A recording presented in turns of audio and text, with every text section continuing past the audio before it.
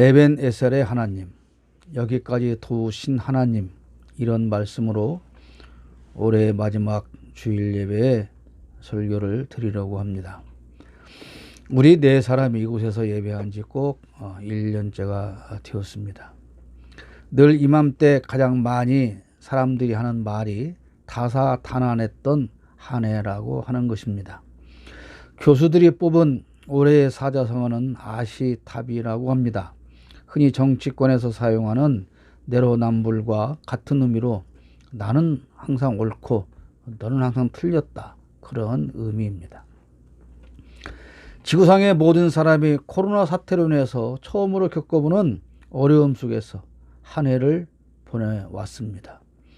백신 접종이 시작되었다는 소식이 들리고는 있으나 이 사태가 언제 끝나고 과거와 같은 삶으로 돌아갈 수 있을지는 아무도 장담할 수가 없습니다. 매사가 그렇지만 특히 신앙인의 처지에서 보면 인생의 어느 한 부분도 사람의 힘으로는 해결할 수가 없다는 것을 알게 됩니다.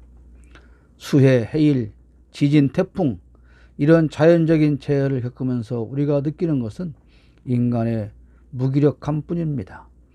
과학으로 모든 것을 다 통제할 것처럼 생각하지만 순간적으로 불어오는 강풍 하나도 제어하지 못하는 것이 우리 사람입니다. 작년 이맘때 중국 우한에서 처음 코로나 발생 소식이 전해진 1년 후 모든 사람이 누리던 그런 평범한 일상은 다 멈추어 버리고 말았습니다. 가족 간의 모임도, 친구와의 모임도, 심지어 일륜지 대사인 애경사마저도 제대로 치르지 못하는 그런 시대가 되고 말았습니다. 상주와 문상객이 마스크를 쓰고 인사를 나눕니다. 결혼식장에 혼주와 하객이 마스크를 쓰고 인사를 합니다. 과거에 방송되었던 영상들 속에서 마스크를 쓰지 않고 나오는 사람들의 모습이 오히려 낯설게 보이고 있습니다. 뉴스를 제공하는 언론사들은 1년째 내나 코로나 뉴스 특집으로 편성해서 오늘 또 방송을 내보내고 있습니다. 해외여행은 고사하고 내 나라도 내 마음대로 여행할 수가 없고 심지어 내가 사는 동네조차도 마음대로 돌아다니지 못하는 그런 상황에 부닥쳐 있습니다. 그런데 이 모든 일은 우리 인간들이 자초했다고 하는 것입니다. 무분별한 생물의 남획, 무엇이든 먹어치우는 식습관, 생태계를 파괴하는 무분별한 개발, 인간의 편리를 위한 쓰레기의 무차별 양산 등으로 땅과 바다와 대기의 오염으로 지구와 그 안에 사는 인간을 비롯한 모든 생물이 수많은 병으로 신음하고 있습니다. 본문으로 돌아와서 이스라엘이 블레셋의 침공을 받고 수만 명의 전사하고 땅을 뺏기고 심지어 하나님의 법궤마저 뺏기며 패전한 것은 순전히 이스라엘이 범죄한 결과 때문에 벌어진 일이었습니다. 이제 이스라엘은 이 어려움을 극복하고 회복해야만 했습니다. 지도자 사무엘이 선택한 국난 극복의 방법은 백성을 한 곳으로 모으고 하나님께 회개하는 것이었습니다. 그리고 지금까지 잘못된 행동을 버리고 본래의 모습으로 돌아가는 것이었습니다. 빼앗겼던 법궤가 돌아왔을 때 사무엘은 백성을 불러 모으고 우상을 버리고 하나님께 간구하기를 요청했습니다. 3절 말씀 보면 사무엘이 이스라엘 온 족속에게 말하였다. 여러분이 온전한 마음으로 주님께 돌아오려거든 이방의 신들과 아스다롯 여신상들을 없애버리고 주님께만 마음을 두고 그분만을 섬기십시오. 그러면 주님께서 여러분을 블레셋 사람의 손에서 건져 주실 것입니다. 이렇게 3절에 기록하고 있습니다. 드디어 전쟁은 승리로 끝났고 사무엘은 하나님께 감사하며 기념비를 세우고 그 이름을 에벤에셀이라고 하였습니다. 이 뜻은 에벤, 반석과 에셀, 돕다의 합성어로 도움의 돌이라는 뜻입니다. 그러면 돌이 도왔다는 것입니까? 그렇지 않습니다. 하나님이 여기까지 도우셨음을 기념하며 돌을 세웠다는 말입니다.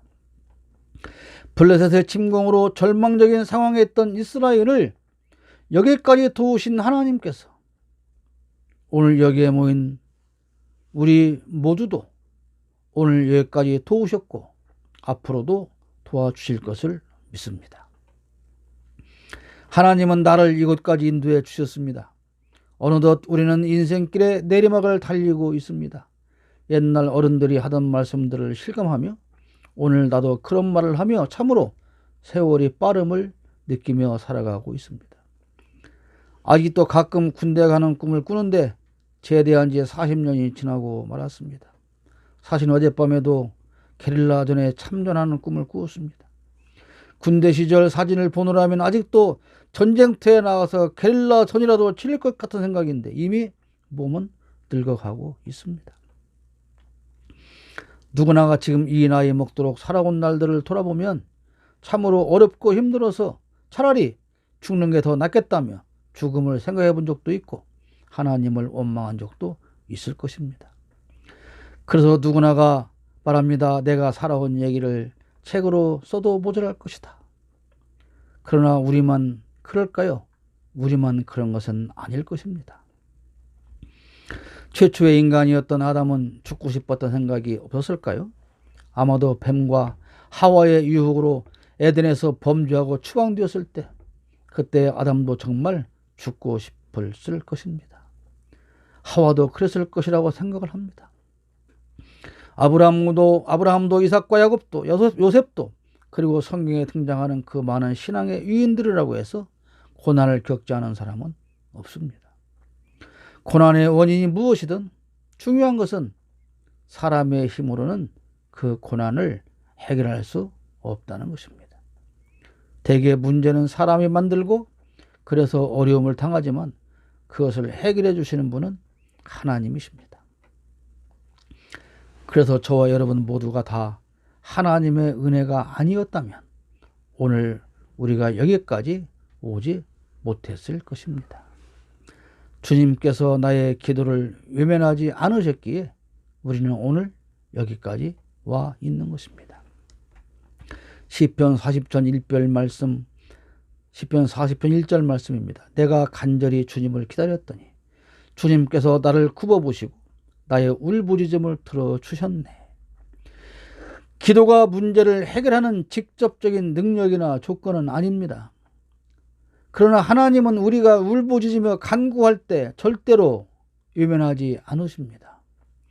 우리가 기도하지 않아도 하나님은 우리의 형편과 처지를 이미 다 알고 계십니다. 자녀가 어려울 때 일일이 부모에게 말하지 않아도 부모가 그 사정을 다 아는 것처럼 그리고 도울 방법을 찾는 것처럼 그렇게 하나님은 우리를 돌보고 계십니다. 내가 아무리 문제 해결을 위해서 뛰어다녀도 하나님이 해결하셔야 해결되는 것입니다. 다윗은 가장 사랑하는 아들 압살롬의 반역으로 절망적일 때 하나님께 울부짖으며 주님을 기다렸다고 말합니다. 그렇습니다. 기다리는 것이 중요합니다. 기다린다는 것은 하나님을 믿고 그분의 도우심을 기다리는 것입니다. 아이가 집에서 어떤 문제가 생겼다고 엄마에게 전화가 오면 엄마가 그렇게 말하지 않습니까? 알았어. 엄마가 갈 때까지 기다려. 엄마가 갈 때까지 기다려야 됩니다. 그런데 엄마가 올지 안 올지 모르니 이걸 내가 어떻게 해봐야지 라고 스스로 문제를 해결하려고 하였다가 더 큰 문제를 만들어내게 됩니다. 그러면 그때 도착한 엄마가 말합니다. 엄마가 가만히 있으라고 그랬잖아. 근데 왜 이렇게 더 사태를 키워놨어? 그렇게 꾸중을 하게 되는 것이죠. 기다린다는 것은 하나님을 믿기에 그분의 도우심이 있을 것을 믿기에 그분이 도우시면 해결될 것을 믿기에 기다리는 것입니다. 신앙은 믿고 기다리는 것입니다. 하나님께서 반드시 나를 찾아오셔서 해결해 주실 거야 라는 것을 믿고 기다리는 것, 그것이 신앙인의 삶입니다. 다만 아무것도 하지 않고 감나무 밑에서 입을 벌리고 있으라고 하는 말은 아닙니다. 제 경험을 좀 간증해 보려고 합니다. 도움이 되면 좋겠습니다. 제가 목회를 실패한 원인을 여러 가지로 말할 수 있으나 그중 한 가지는 경제적인 문제였습니다. 처음에 150만 원으로 시작된 빚을 갚기 위해서 또 빚을 내야 했고, 그렇게 낸 빚을 또 갚기 위해서 돌려막기를 해야 했고, 돌려막기와 돌려막기를 계속함으로 급기야 150만 원이었던 빚은 억대로 순식간에 풀어나버리고 말았습니다. 빚을 갚기 위해서 수단과 방법을 안 가리고 돈을 구하러 다녔습니다. 아는 사람 모두를 찾아다니는 것이 주 업무가 되고 말았습니다. 저녁이 되면 자리에 누워서 내일 해가 밝으면 누구를 찾아가서 도움을 청해볼까? 아침이 되면 과연 누구한테 가서 돈을 빌려볼까? 그리고 방황하며 사람을 만나러 다니고 사정하는 것이 주 일이 되어버리고 말았습니다. 내가 하나님의 일을 하는데 당연히 하나님께서 도울 사람을 찾아주시는 것이 옳다고 그렇게 저는 생각을 했습니다. 마치 하나님의 법궤를 마음대로 앞세우고 블레셋 전투에 참여한 것과 같은 잘못된 것이었습니다.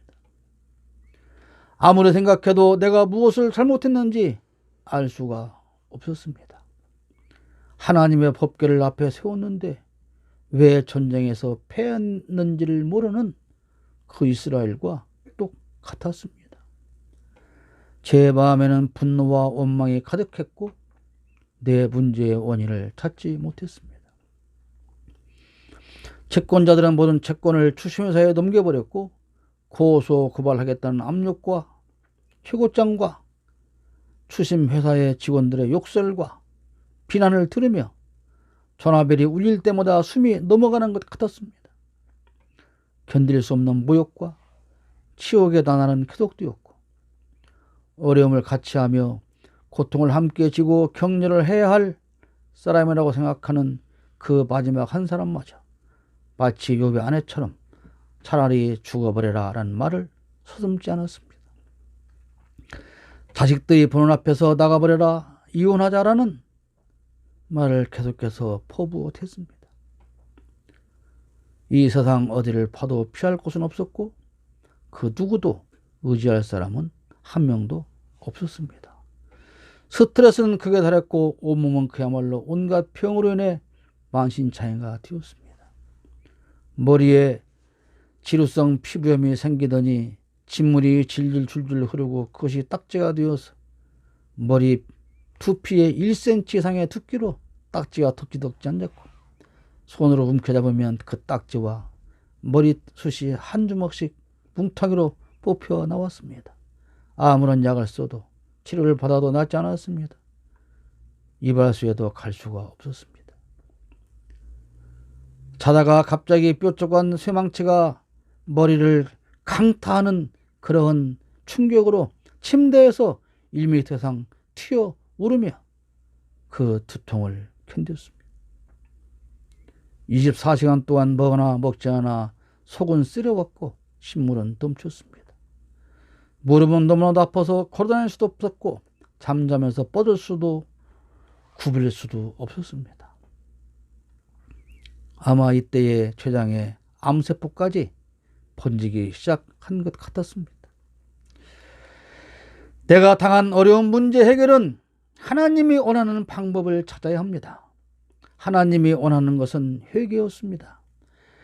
그것을 알지 못하고 법궤를 앞세운 이스라엘이 더욱 어려움을 당하는 것처럼 하나님이 원하는 방법을 찾지 않으면 악순환만 계속됩니다. 하나님은 나에게 회개하기를 원하셨지만 나는 내가 무엇을 잘못했느냐고 오히려 대들었던 것입니다. 그러나 저는 문제 해결을 위해서 기도원을 찾거나 금식 기도를 하지 않았습니다. 예배당 문을 닫고 인력시장에서 공사판을 전전하며 무거운 건축 자재를 쳐 나르며 회개했습니다. 건축 현장 3층에서 추락하여 응급실에 누워서 회개했습니다. 용접 불똥이 살갗을 파고드는 고통 속에서 회개하며 한두 푼씩 빚을 갚아 나갈 때 신기하게도 하나님은 빚에 대한 문제를 해결해 주셨습니다. 억대의 빚을 어떻게 2만 원, 3만 원으로 그걸 해결할 수가 있겠습니까? 그러나 열심히 2만 원도 3만 원도 그걸 통장에 보내주었을 때 하나님은 내가 생각지도 못했던 때에 방법으로 이 모든 문제를 해결해 주셨습니다. 분명한 것은 내가 돈을 벌어서 그 많은 빚을 다 갚은 것이 아닙니다. 그러니 아무리 생각해도 그것은 하나님의 은혜라고밖에 고백할 수가 없는 것입니다. 시편 40편 2절 말씀 이어진 다윗의 고백입니다. 주님께서 나를 멸망의 구덩이에서 건져주시고 진흙탕에서 나를 건져주셨네. 내가 반석을 딛고 서게 해주시고 내 걸음을 안전하게 해주셨네. 제가 이 말씀을 자주 인용하는 것은 이 말씀과 고백이 다윗의 이 고백이 곧 저의 고백이 되었기 때문에 그렇습니다. 여기에 진흙탕은 밀림의 수렁을 말합니다. 한 번 빠지면 절대 혼자의 힘으로는 나올 수 없는 곳. 나와 보려고 발버둥을 치면 칠수록 더욱더 깊이 빠져드는 그 진흙탕 수렁. 발버둥 칠수록 더 깊이 빠져드는 체험을 저는 분명히 했습니다. 하나님의 도움이 없이는 절대로 이 진흙탕에서 빠져나올 방법이 없습니다. 사랑하는 여러분, 저는 여러분의 사정을 다 알지 못합니다. 그러나 제 간증 못지않게 여러분도 고백할 것들이 많이 있을 것입니다. 돌아보면 오늘 이곳에서 우리가 함께 예배할 수 있도록 도우신 분은 오직 하나님이십니다. 오늘 이곳에 저와 여러분의 에벤에셀의 기념비를 세우시기를 바랍니다. 이렇게 나를 인도하신 하나님은 우리 대한민국도 이곳까지 인도해 주셨음을 저는 믿습니다. 며칠 전 군 복무의 의무를 피해서 미국으로 건너가 시민권을 얻은 어느 가수가 귀국을 금지했다며 유튜브 채널에서 40분간이나 분노에 찬 목소리로 떠드는 영상을 보았습니다. 그 중에 대한민국은 선교사의 피로 세운 나라라고 하는 장면이 있었습니다. 그 나라를 정치인이 망쳤다고 하는 그런 내용입니다. 그가 기독교인이었던가 봅니다. 그의 말에 대해서 논평할 가치를 느끼지 못합니다. 그러나 선교사가 들어와서 복음을 전하고 순교의 피를 흘린 것은 사실이지만 그 결과로 대한민국이 세워진 것은 분명히 아닙니다. 지금 구속 중에 있는 전직 대통령으로서 모 교회 장로인 이명박 씨가 서울시장으로 재임할 때에 서울시를 하나님께 봉헌하겠다라고 말을 해서 엄청난 비난을 받은 적이 있습니다. 그 말의 진짜 의미를 저는 직접 들어보지 못했으니 그 말에 대해 논평도 하지 않을 것입니다. 그러나 모든 역사의 주관자는 하나님이십니다. 물론 역사를 보면 훌륭한 정치가도 있고 악한 정치가도 있습니다. 그런데도 큰 틀에서 모든 역사를 주관하시는 분은 하나님이시고 나라를 이끌어가는 것도 하나님의 인도하심이 없이는 불가능하다는 것입니다. 많은 사람이 타락한 정권과 대통령을 탄핵하자며 촛불을 들고 광화문 광장을 메웠습니다. 사람의 눈으로 보면 그것 때문에 정권이 바뀐 것으로 생각할 수 있지만 하나님께서 허락하지 않으셨다면 불가능한 일입니다. 많은 사람들이 오늘 그렇게 말합니다. 내가 이런 꼴 보려고 촛불을 틀었는가? 물론 촛불 든 국민의 노력을 무시하는 것은 절대 아닙니다. 저도 군산과 광화문을 오가며 4년 동안을 촛불을 틀었습니다. 요즘 나라를 시끄럽게 하는 검찰 개혁도 결국은 하나님께서 이루어 주실 것이라고 저는 믿습니다. 늘 말씀드리지만 교만은 패망의 선봉입니다. 교만했던 대통령이 탄핵되었고 교만하고 거짓말을 일삼았던 대통령이 감옥에 갇혔고 교만함의 극치를 보이는 검찰총장을 하나님은 언제까지나 그렇게 놔두고 보시지는 않을 것입니다. 그것을 믿고 우리는 싸우는 것입니다. 하나님께서 반드시 해결해 주실 것을 믿고 우리는 정의를 위해서 정의의 편에서 외치고 싸우는 것입니다. 세계의 모든 나라가 코로나로 인해서 심한 어려움을 겪고 있으며 우리나라도 마찬가지입니다. 이런 때 교회 역할이 가장 중요합니다.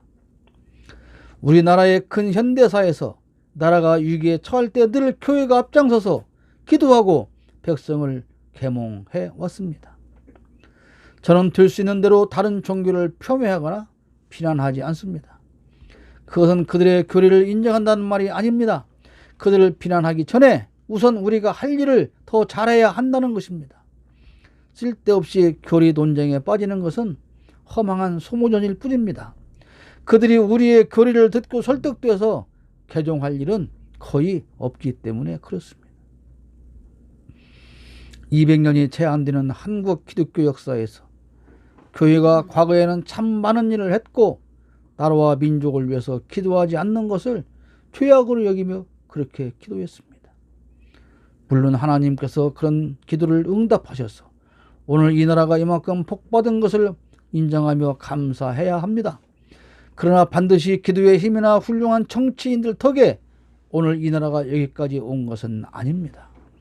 일제강점기 시절 수많은 독립투사가 있었고 독립을 열망하는 국민이 있었고 지도자가 있었습니다. 그러나 하나님이 허락하지 않았다면, 하나님의 은혜가 없었다면 해방은 없었을 것입니다. 우리 자력으로 해방은 불가능한 것이었습니다. 세계 열방을 움직이고 의견을 모으도록 하신 분은 하나님이십니다. 한국 전쟁 때 우리가 잘 싸워서 미국의 도움과 유엔의 도움으로만 적화되지 않았을까요? 그들을 움직인 분은 하나님이십니다. 세계의 16개 나라가 이 알려지지도 않은 나라를 위해서 군대를 파견했다고 하는 것은 아무리 생각해도 하나님의 감동이 없이는, 하나님의 섭리가 아니고는 이루어질 수 없다는 사실입니다. 사람을 움직여서 역사를 이끌어 가시는 분은 하나님이십니다. 지금의 어려움을 극복하기 위해서는 교회가 나서야 합니다. 지금처럼 비난이나 받고 있다면 우리를 향한 손가락질은 계속될 것입니다. 우리가 회개하지 않아도 하나님은 반드시 이 나라를 회복해 주실 것입니다. 그러나 회복된 후에 회개하지 않았던 한국교회는 그 수명을 다하게 될 수도 있습니다. 사랑하는 여러분, 우리는 또다시 한 해를 보내며 마지막 주일 예배를 드리고 있습니다. 오늘 우리를 여기까지 인도하신 하나님께서 새해에도 인도하여 주실 것을 믿으시기를 바랍니다. 코로나 사태가 언제나 끝날지 암담한 상황이지만 그러나 하나님은 이 나라를 위해서 머지않아 도움의 돌을 세우게 하실 것입니다. 에벤에셀의 은총은 오늘 여기서 끝나지 않습니다. 여기까지 인도해 오신 하나님은 여기까지만 하신 것이 아니라 앞으로도 계속 이어가실 것입니다. 멸망의 구덩이에서 진흙탕에서 나를 건져내시고 여기까지 인도하신 에벤에셀의 은총은 내년에도 그 다음에도 더 먼 미래에도 저와 여러분 그리고 이 대한민국에 함께 하실 것을 믿습니다. 설령 코로나보다 더한 어려움이 온다고 해도 하나님의 에벤에셀 은총은 계속 되어질 것입니다. 미스바의 이스라엘처럼 진정한 회개가 선행되기를 축복합니다. 회개 없이는 은혜가 없고 은혜를 모르면 감사가 없습니다. 오늘 여기까지 걸어온 길을 여러분 다 돌아보시기를 바랍니다. 여기까지 인도하신 분은 오직 하나님이십니다. 에벤에셀 도움의 돌을 이 자리에 세우시기를 축복합니다.